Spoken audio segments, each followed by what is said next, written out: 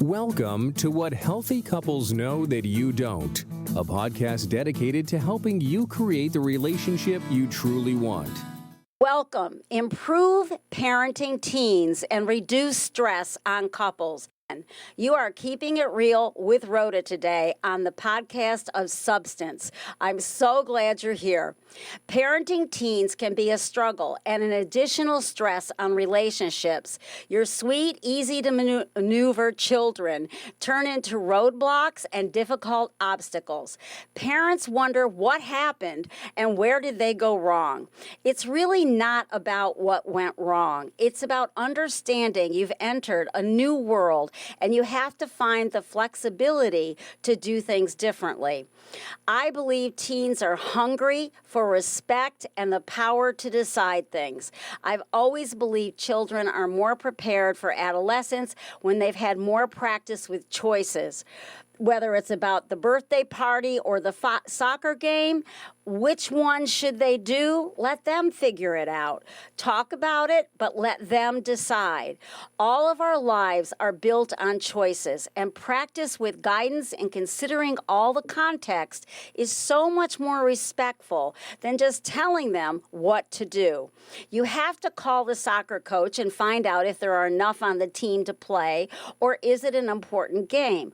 All of our lives are built on our choices, and making bad choices is an important way to learn.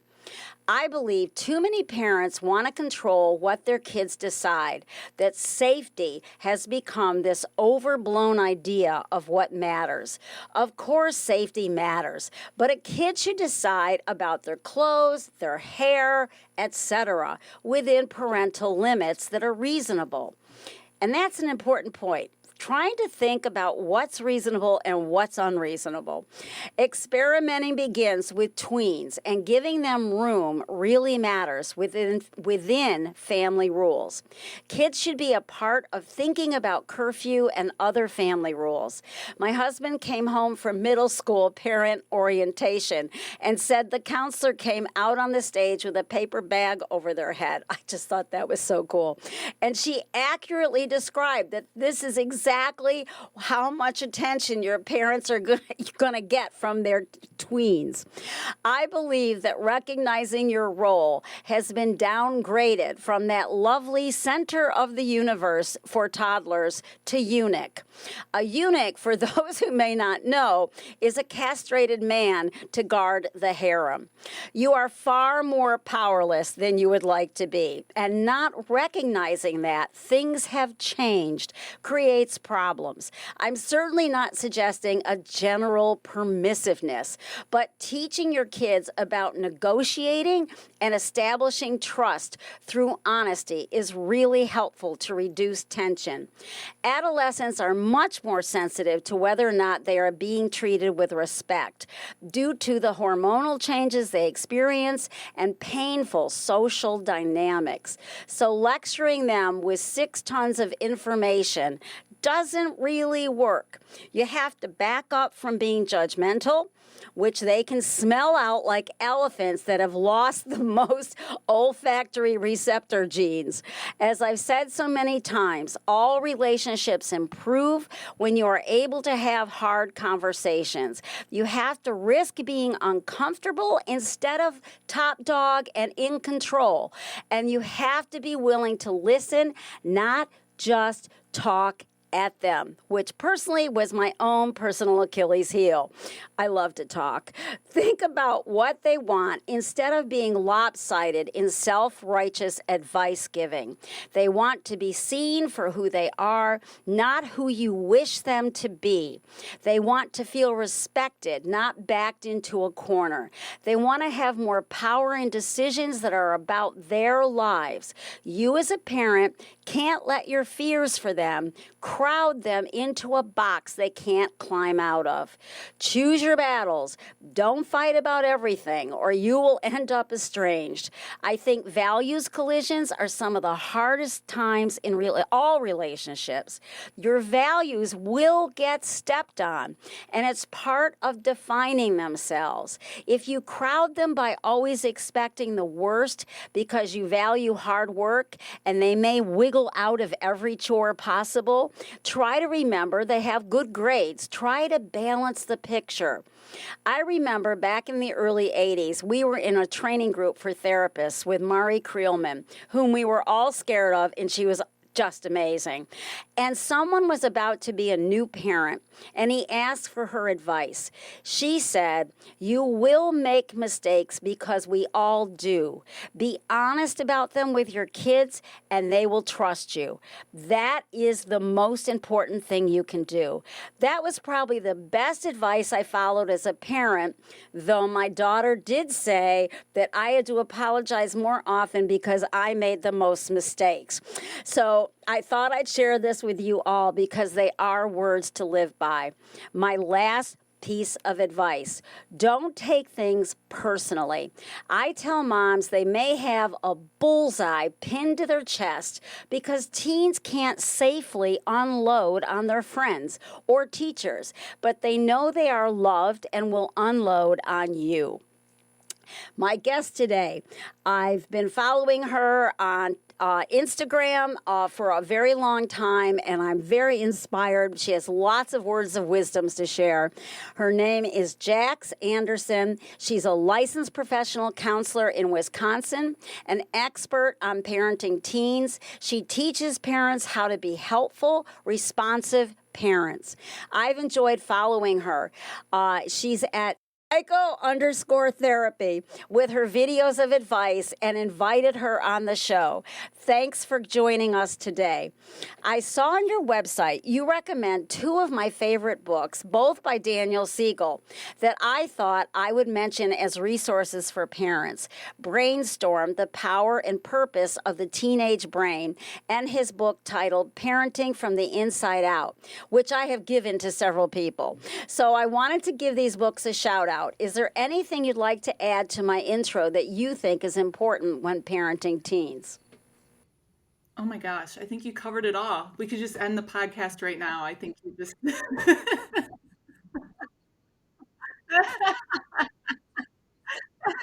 I love Daniel Siegel and those books that you recommended. There are a lot of books out there right now. I'm reading one right now, and I know the name of the author is going to escape me. I can always get it to you later, but it's 14 Questions Before the Age of 14 Ooh. for your teenage girl. I'm reading that right now, and I really like it. I had never heard about the book before, the author before, so it was just an Amazon suggestion to me, and I bought it, and it's some really good topics. So expect to see me talking about it on Great. Instagram. That's great. I love books. I'm hoping my audience does some more reading than the general population. We'll have to figure that out. What do you think about the impact of social media on teens and their mental health? Just coming out with the big guns right out the gate. Yeah. I think that the impact social media has on teens' mental health can be positive. I think it can be negative. I think it depends upon how parents talk to their teenagers about it, how parents utilize it themselves, and how, accessible it is for teenagers. So there's not a one answer for everybody to this, because some kids probably shouldn't be on social media until they're older. Some kids can handle it. But I think in general, to completely restrict kids from social media right out the gate is probably the most unwise thing you could do as a parent, unless there's extenuating circumstances in place, but to restrict them is only going to make them want it more. And if we know anything about teenagers, we know that they're sneaky and creative, and if they want to do it, they'll find a way to do it. Yes. What are specifically some of the bad things that you think happen and some of the good things that come out of it? I love the yin and yang of that, because I think that's always the truth. For sure. Yeah, I think when you're parenting teenagers, you have to look at a lot of things that way. Some of the bad things that can come out of it, of course, are hits to their self-confidence, delays in self-confidence and growth, comparing themselves constantly, really getting sucked into that cultural phenomenon of this is what you should look like, this is what you should act like, these are the things you should be buying and wearing, and if you're not, then you're a loser. I think that can take a toll on them if they aren't supported by parents, caregivers that are already having conversations with them about that and what that can do to their psyche and what that means.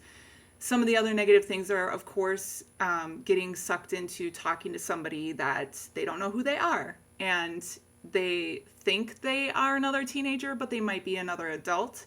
And I don't want to scare parents because I don't think we need to come from such a fear-based place when it comes to kids chatting with other kids on social media. I think just have access. Make sure you have access to their social media accounts, whether you're a friend of theirs on that social media or a lot of these apps now, like TikTok, Snapchat, I believe even Instagram does now. You can link your account with your kids and monitor their account. And you can slowly, wean them off of that as they show their maturity with social media. Ooh, I like that. Yeah, and it's them practicing choices and figuring things out. That's great.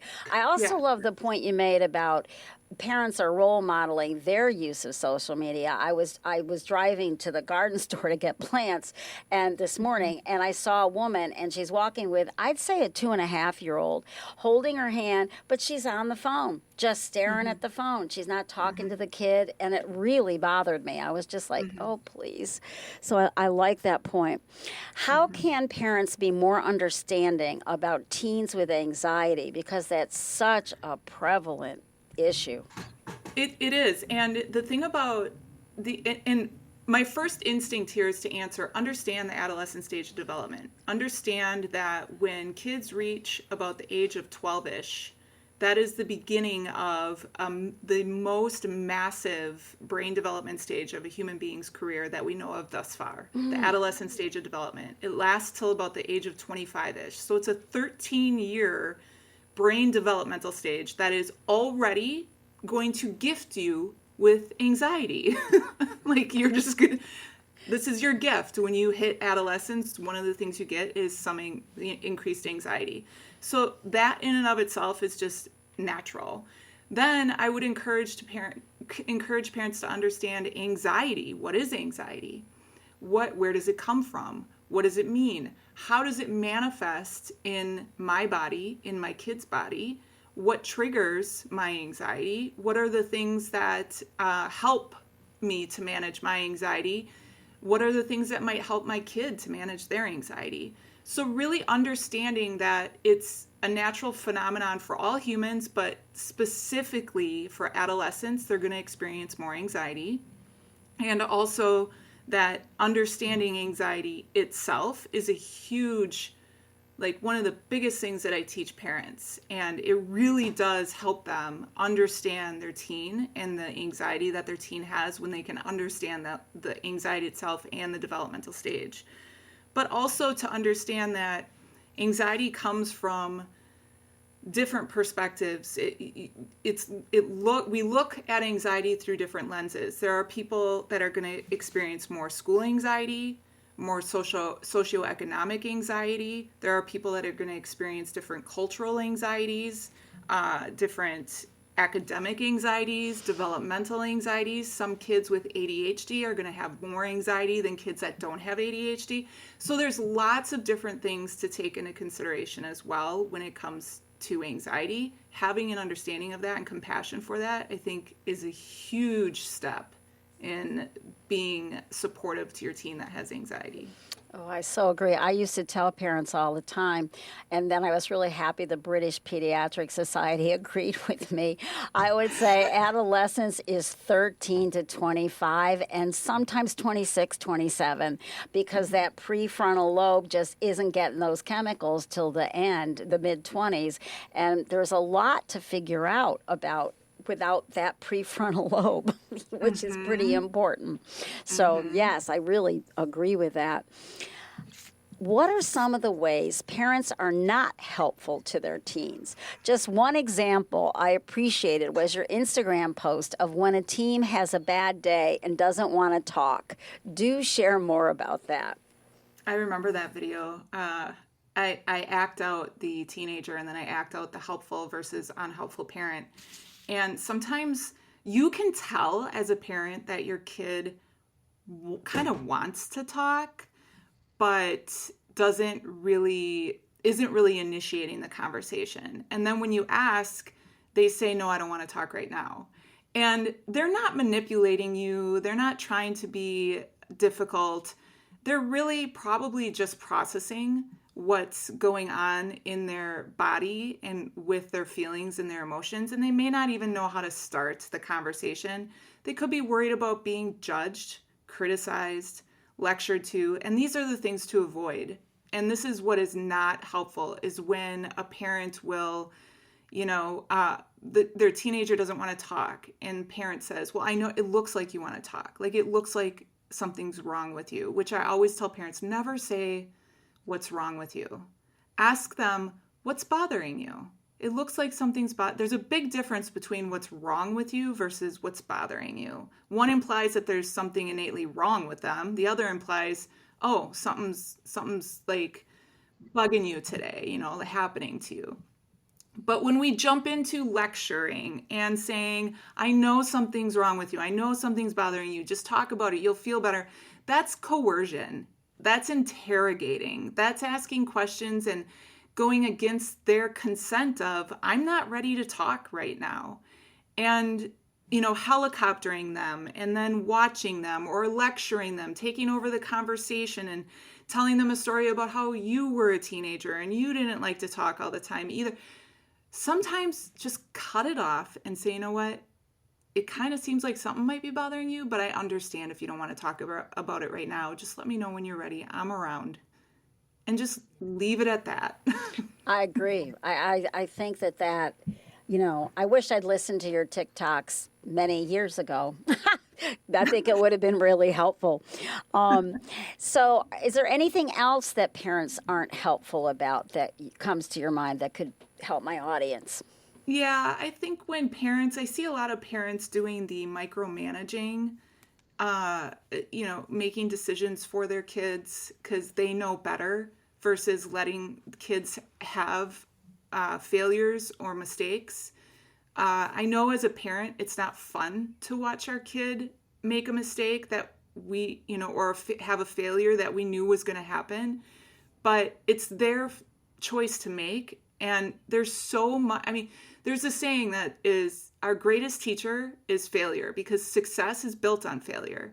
If we don't let our kids make their own mistakes and have failures, we're really kind of, limiting them. We're taking opportunities away from them where they could learn something. There's so many times I've watched my daughter, I know she thinks this is going to work, but this isn't going to work. And she'll have a fail. Now, of course, I'm not going to let her severely hurt herself, but, she has to try it in order to be successful. And it builds resilience and motivation because they'll keep trying to get it correct, to have the success. And one other thing that I've noticed parents do is dismissing or diminishing their kids' passions. Kids might be passionate about theater, but parents were sports parents and they're passionate about sports. And pushing sports on your kid to, quote, have a well-rounded education when your kid is only really interested in theater is unhelpful. Yes. Exercise is important, but there's a difference between exercise and being in a sport. I completely agree with you. Even kids that follow their parents' path, I'm a lawyer, you're going to be a lawyer. I'm a doctor, you're going to be a doctor. Well, maybe not. Maybe you're going to. One of the things I would teach kids, particularly from suburbia, is you think life is a straight line of success, but honestly, there's a lot of wandering around, and that's okay. You have to experiment. You have to try different things, and not just be channeled onto this path. It's all about that exploring, and that's what's exciting about adolescence, in my mind. I agree. Would you offer tips on what parents can ask their teens besides, how was your day? Oh yeah, that's a big one. I hear that a lot. My mom still asks me that question when I see her. So how was your day? I've told her multiple times, Mom, I hate that question. Stop asking me that. That is such, I don't know how to answer that question. But she still asks. It's kind of like just an automatic thing, I think, that we do as humans, How was your day? Like, What do you good. How do was when you yours? meet Good. somebody? Okay. Yeah, Yeah. there's these habits. That's right. Yeah. You don't get any information from somebody when you ask them how was their day and they say good. There's no information there. So I always tell parents, ask more open-ended questions. Like, I know how was your day is an open-ended question, kind of, but be more specific about it as well. Like, you might ask, what was the funniest thing that happened to you today in school? Or I heard Mr. or Mrs. whatever teacher is back from vacation. Did they talk about their vacation at all? How do they look? Ask them questions that don't always have to do with academics, that are more specific and open-ended. My daughter is always much more willing to talk to me when I ask her about something or someone else at school than about herself. I bet that's absolutely the best tip ever. And it also demonstrates that you were listening and paying attention when you say, did so and so come back from their vacation? It shows you're really attending to what they are telling you. Exactly, which will make them talk to you more, right? Yeah, yeah. Because they know you listen. Yeah, that's great. All right. There's a quote by Fritz Perls that I love. Remember that too much obedience will end up in spite. You really believe teens need support for their autonomy and independence. Can you talk about this and why it's so important? Yeah, I think that I talk to parents a lot about helping. Listen, when parents bring a teenager to me for counseling, psychotherapy services, I usually end up working with the parents a lot more. That is absolutely true. And the parents are convinced it's all about the kid. And Right. yeah. Right. And it is because they're the ones that are expressing and manifesting the feelings that they're having from often the parents, their caregivers that they live with. And I'm not trying to blame and shame parents right now. This is just, this is a fact. But kids, I'll tell parents, listen, when your kid hits 18 and they go off into the real world, college, or move into your basement, whatever it is, they're an adult and they're going to have adult responsibilities. Have you allowed them to be the CEO of their life while they were a teenager? Or did you essentially just manage them like a momager or whatever? I don't even know how to say that, but like a manager. And if so, you might as well just hand them a walker or crutches, because that's pretty much how they're going to be starting out in the quote unquote real world, because they didn't get an opportunity to do some of those things themselves. So I'll tell parents, yes, they're your kids. They're your offspring. You love them. You don't want to see them get hurt. That's valid. We don't like to see our kids have challenges and get hurt. And if we know we can fix it, the urge to do so is very strong.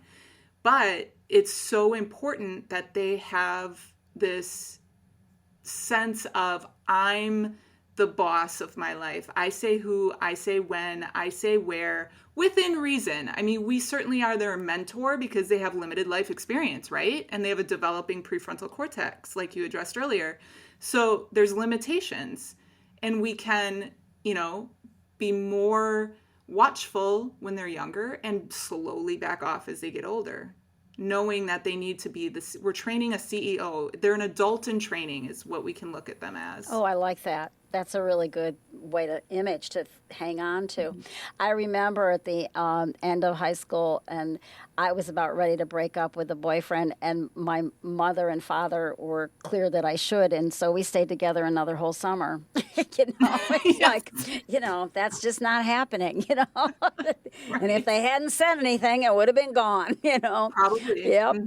What are your suggestions about boundaries and how to go about them with teens to have greater success? And tell us more about teens setting boundaries also. Yeah, boundaries, talking about boundaries all the time since the minute they were born, whether they can understand you or not, because learning boundaries, I think people learn how to set, maintain, and respect boundaries largely by watching people who have good, healthy, assertive boundaries.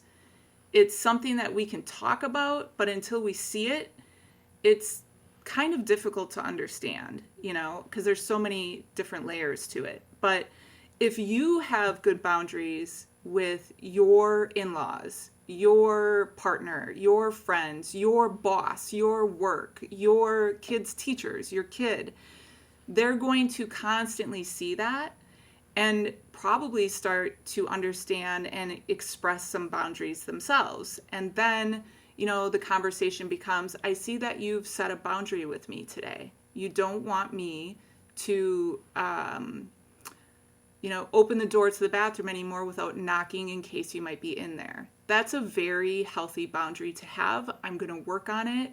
So talking about things like that, like I see that you are starting to shut your door to your room when you're in there by yourself. That's a boundary that you have, and I want to respect it. Here are my boundaries about that.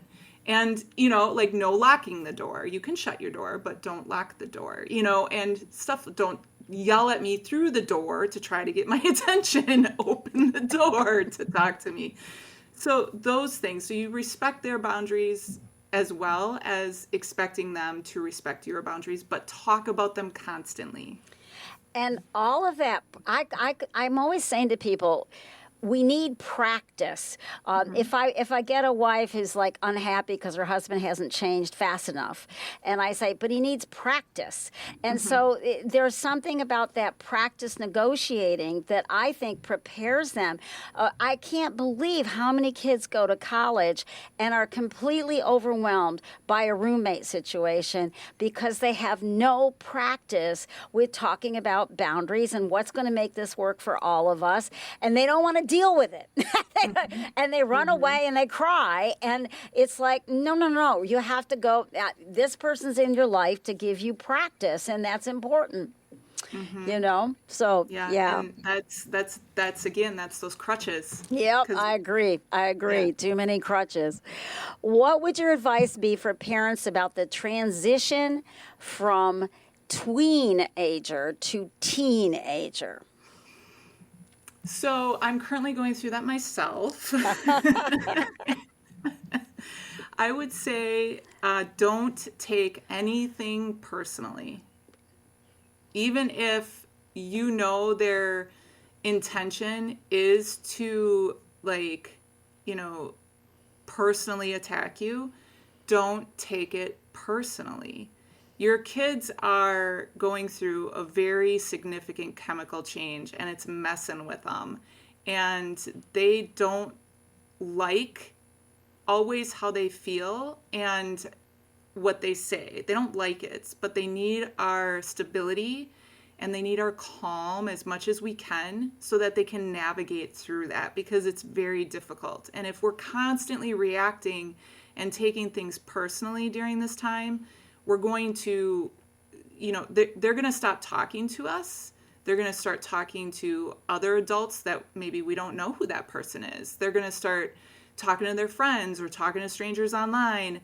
They're not going to bother. And you're going to get so many chances with this to prove to them whether you are going to be a solid, trusted, stable source in their life through this. So listen, learn as much as you can about adolescence. Have your own support system, get a therapist yourself, be patient when things do activate you personally. If you have to take a break. I've done this before where, my daughter has said something that really hurt me, and I can tell that it hurt me, and I'll say to her, you know what? I need to take a break. I can't talk about this right now. How I'm feeling right now is not your fault, but I'm struggling right now, so I need a break. I'm going to go take a break. I love you. And I walk away. I remind her that my reactions, how I'm feeling, is not her fault. That's great. That's a really nice addition. Yeah, I like that a lot.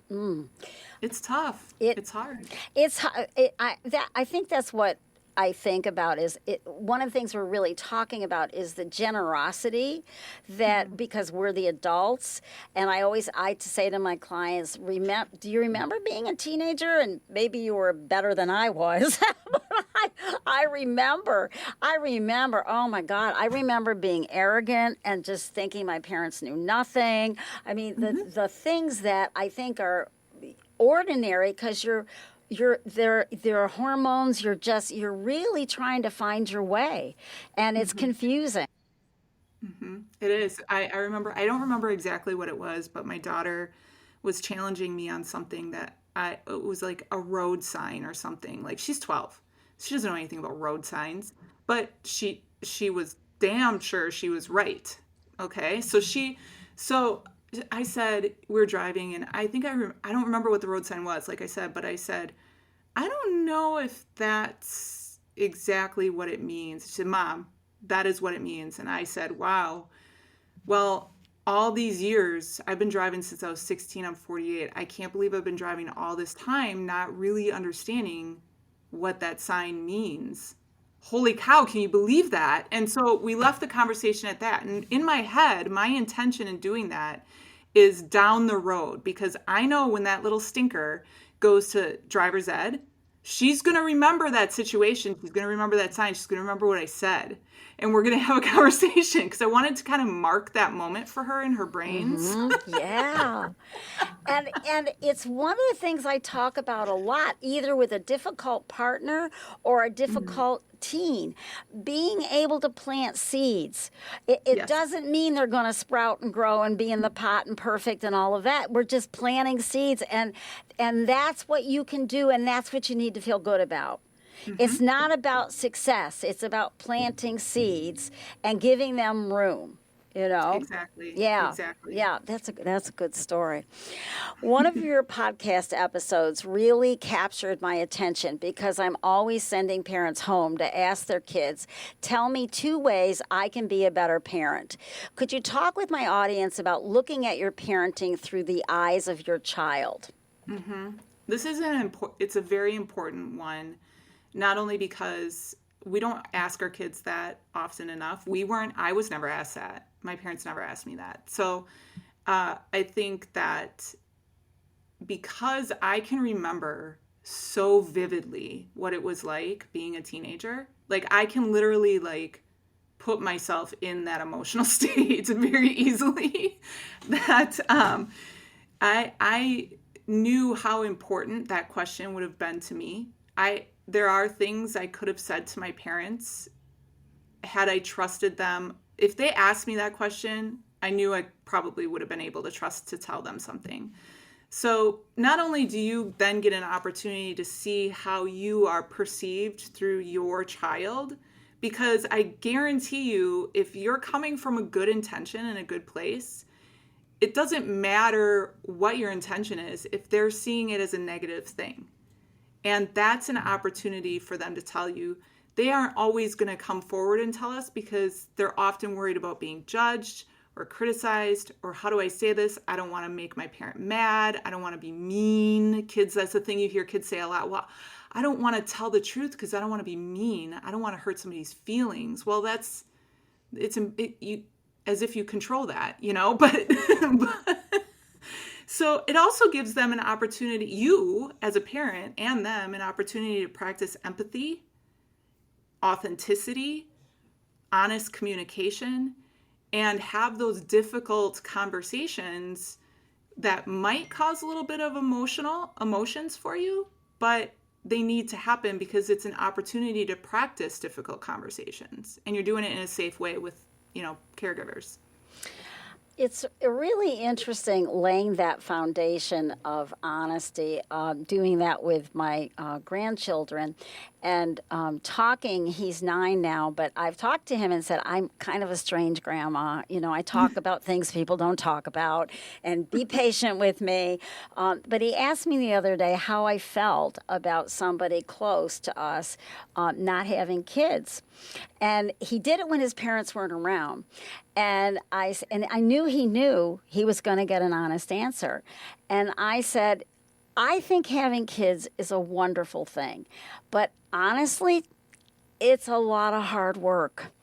And, you know, people have a right not to do that hard work. I'm really glad that I did. It was totally worth it. But everybody gets to make their own choice. And he kind of took it in and, you know, he's only 9. But I could tell he was just getting a bigger picture than one he had from his other aunt who just had her second baby, and you know, then somebody else. And I was really impressed that I think I'm getting somewhere with him because he trusts me. And I thought, when he's a teen, he is going to know that if he has a question, he can ask me, and I will be real with him. You know, so I really like that. I like that position of trust. Right. Right. They're like little information gatherers and little scientists just going around collecting data and asking people questions. And in their heads, you know, they're putting all this stuff together. And then when they become teenagers, they experiment. You know, they have all that data now to experiment with. So the more honest and open and, you know, I love that story because how you answered him not only gave him an honest answer, but it was answered in a way that allowed him to engage his critical thinking skills. And that's important. Rather than just giving him the answer, you're helping him learn how to figure out the answer for him. And that's successful experimentation then when they're a teenager. Oh, good. I'm on the right track. It is better. It is easier with grandchildren than children. I will say that. A lot less personal. It's a lot more fun. Okay. How can parents comfortably manage confrontation? If anybody knows the answer to that, I would really love to know what that. I see comfortably manage confrontation. I think, when is confrontation ever really comfortable? I think it's about being comfortable in yourself so that you're able to do it. Because I don't think you can grow without having one foot in the familiar and one foot in the unfamiliar. It's that precipice, but you've got to be able to manage it so you can say the things that really are important to you. I agree. And I say to people, if you're uncomfortable with confrontation, like to the point where you avoid confrontation. Yeah, which is what I think a majority of people do. That means you need more confrontation in your life. So confrontation is, in and of itself, just confrontation. It is neither good nor bad, healthy or unhealthy, positive or negative. It's neither evil or, you know, like. But it can be respectful or disrespectful. You can be respectful in confrontation or you can be disrespectful. Yeah. It's how you use it. Confrontation is just that. We're having a confrontation today of ideas, a conversation. You might disagree with me on some things. I might disagree with you on some things. That might come to an honest conversation. That's, you know, but we don't have to have a negative confrontation. Confrontation just is a thing. It's a skill. It's a communicative technique. So do we want to make it awful, or do we want to learn how to manage confrontation in a healthy, well-adjusted, constructive manner? We can make it awful by avoiding it. We can make our kids learn to avoid confrontation by never confronting them, or by never holding them accountable, or by never being assertive with them, or by telling them what to do all the time so they don't get to make decisions themselves. Then they'll start to, you know, if they don't have the experience, or like you said earlier, the practice with it, how are they going to learn to excel at it? So if you are avoiding confrontation, just know that's exactly what you need to be doing is more confrontation. Well, I completely agree. Could you share the 10 things we should be saying to our teenager? You knew that question was coming. Yes. Well, my 10 things that I think would be awesome if most teens could hear this. I love you. I accept you for who you are. I believe you. Even if, they're sharing a story and we both saw the same accident, we're standing in the same place and they say, no, Mom, the light was green. And you're like, no, it was red. And they're saying, no, it was green. Okay, I believe you. I believe that's what you saw. My reactions are not your fault. I'm proud of you. I don't know if I already said that. You inspire me. I love to say I'm proud of you. You can always find something to be proud of your kid about. And it's so important to hear that. You're amazing. You inspire me. Instead of saying you're so smart, I like to say you are so clever.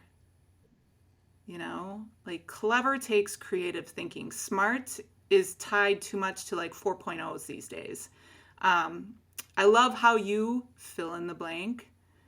Another favorite of mine that I would love to see more parents ask their kids or caregivers ask kids is there anything you need from me today? That's a good one. That is Anything a good we can do one. for you? Yeah. Mhm. Yeah. Wow, that was great. What last words of wisdom on how parents can be a team in parenting their teen that you would like to offer us today? So, connection before correction is a big one. Empathy over sympathy is another big one. And aim for a 70-30 split. I always tell parents, listen, you're human. You're going to screw up. I screw up a lot. Number one, take accountability and apologize when you do screw up. You're teaching how to be humble. You're teaching how to be accountable. You're teaching how to apologize.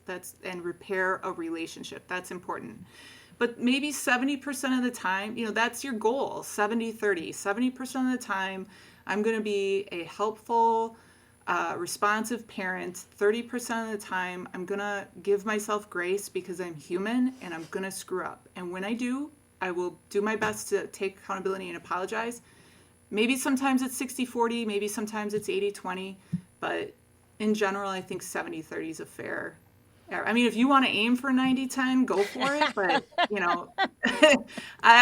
you might, that's kind of high expectations, but okay. I'm not going to judge.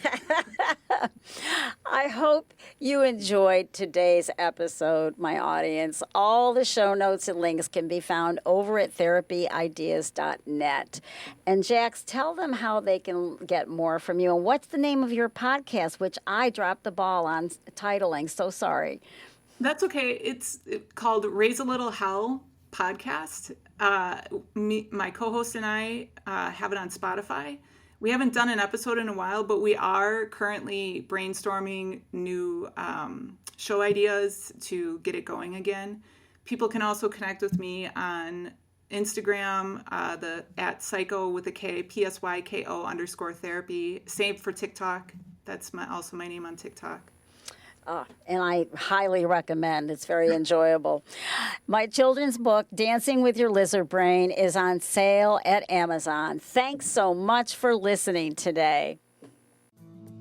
Thank you for listening to What Healthy Couples Know That You Don't. If you have enjoyed the show, please leave a rating and review on iTunes and help get the word out. To learn more or connect with Rhoda, visit therapyideas.net.